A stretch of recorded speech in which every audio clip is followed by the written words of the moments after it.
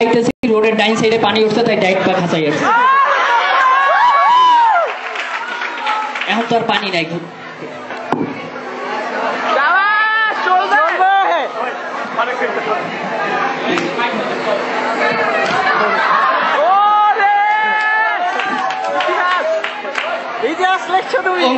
আমি কি করেছি, খবরের লিস্ট আনতে যাই বোর বাজারের লিস্ট চলে এসেছি। দেখি বউ কি লিখেছে। পেঁয়াজ রসুন আদা মই আমি তোমরা সবাই গাদা। যাই হোক বোর কথা বলে আর লাভ নাই, খবরে ফিরে আসি। যেহেতু টেলিভিশনের শো শুদ্ধ ভাষায় কওয়াই উচিত, বরিশালে পোলা হইলে কি হয়েছে।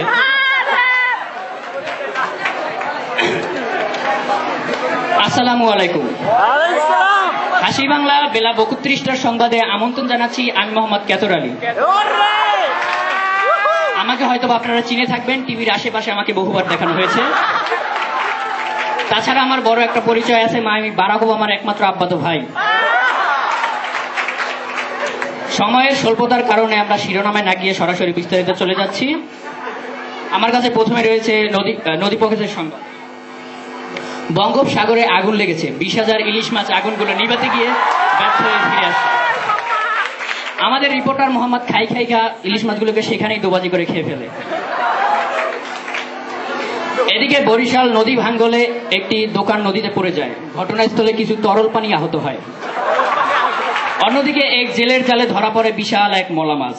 বিজ্ঞানীদের সন্দেহের মতে তাকে ছোঁয়া মিলে ফাড়ানোর পর তার পেটের ভিতর কিছু কাপ পিরিচ, কিছু ডেনিসের বাটা এবং এনার্জি প্লাস বিস্কুট পাওয়া যায়।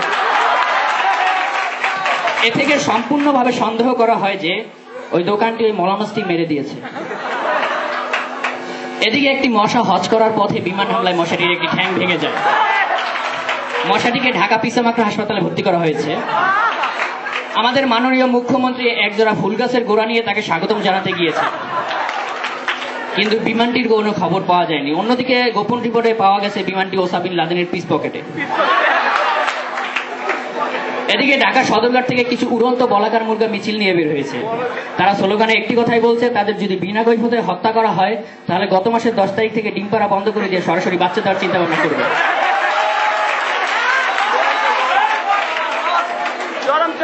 গতকাল রাত 10:10:47 দুর্গাসাগর থেকে একটি চিংড়ি মাছ হারানো গিয়েছে। চিংড়ি মাছটি কই মাছের ভ্যাস ধরে কান হেঁটে রওনা করছে বরিশাল সদর হাসপাতালের দিকে। এক রিক্সাওয়ালা 52 বার জিজ্ঞেস করছে, তুমি চিংড়ি মাছ হয়ে কেন কই মাছের মতো ভ্যাস ধরে সদর হাসপাতালের দিকে যাচ্ছ? 52 বার জিজ্ঞাসা করার পর প্রশ্নের জবাব একটাই দিয়েছে যে আমি আজ 22,000 বছর ধরে দুর্গাসাগরের প্যাদর যন্ত্রণায় ভোগ করতেছি, কেউ আমার জন্য একটি মৃত্যুর ট্যাবলেট পাঠায় নাই, বিদায় আমি দুর্গাসাগর ত্যাগ করতে বাধ্য। এদিকে ঢাকা আজিমপুর পাতগুদামে আগুন লেগে মেঘনা নদীর 222 মন পানি পুহিরা কয়লা হয়ে 27 মানে বিরাজ করতেছে। তাদের অনুরোধ করা হয়েছে এবং হেলিকপ্টার পাঠানো হয়েছে যে তোমরা 27 মানে বিরাজ না করে সরাসরি বৃষ্টির ফোঁটা হয়ে জমিনে নেমে আসো। এদিকে ঢাকা শেরাটন হোটেলে পুরি ভাজতে গিয়ে 2 জন কারিগর 3 জন কাস্টমার নিহত।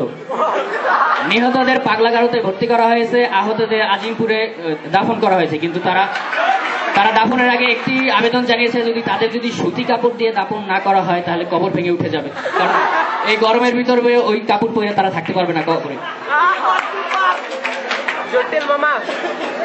এদিকে আমাদের মাননীয় মুখ্যমন্ত্রী বিদেশ সফরে দেশে ফেরার সময় বিমানবন্দরে বসে এক অপ্রস্তুতকর যন্ত্রের সাথে ধাক্কা খায়।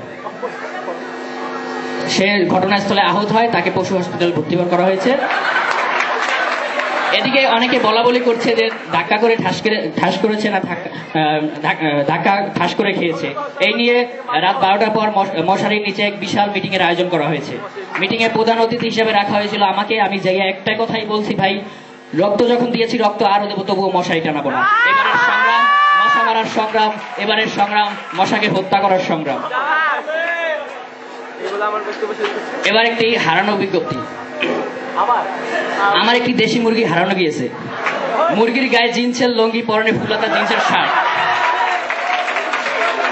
মুরগিটি যদি কোনো হৃদয়হীন ব্যক্তি পেয়ে থাকেন তাহলে আমার এই ঠিকানায় পৌঁছে দিবেন। আমার ঠিকানা গ্রাম পুকুরপাড়ে, থানা ফুলবাগানে, জেলা সবাই জানে। আমি বরিশালে পোলা।